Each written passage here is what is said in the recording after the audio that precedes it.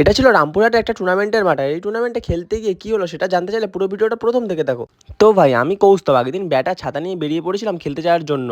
আর এত সকাল সকাল বেরিয়ে পড়েছিলাম কারণ আমাদের আজকে নাইট টুর্নামেন্টটা ছিল আর এটা ছিল অনেক দূরে, তাই জন্য বাসে উঠেই প্রথমে এই যে বিটি রোড ধরে আমি যাবো হাওড়া, কারণ হাওড়া যাওয়ার জন্য দুটো পথ ছিল, একটা হলো ট্রেন পথ আর একটা হলো বাস পথ। তো বাস পথটাই বেছে নিলাম কারণ আমার কাছে অনেকটা টাইম ছিল, আর বাসে উঠে আমি একটু চিড়ে খেয়ে নিলাম যেটার দাম নিয়েছিল 10 টাকা। আর খাওয়া শেষ হয়ে যাওয়ার পরে আমি ঘুমিয়ে পড়েছিলাম, আর তারপরেই 2 ঘন্টা হচ্ছে কখন কেটে গেল বুঝতে পারলাম না। আর আমি 25 টাকা ভাড়া দিয়ে এখন চলে আসলাম এই যে হাওড়া ব্রিজ দেখতে পাচ্ছ। আর এখানে নেমেই আমাদের টিমমেটরা যেহেতু এখন আসেনি, আমি সকালের ব্রেকফাস্ট এই ধোসা দিয়ে করলাম, যেই ধোসাটা দাম নিয়েছিল 40 টাকার, খেতে সত্যি খুব ভালোই ছিল।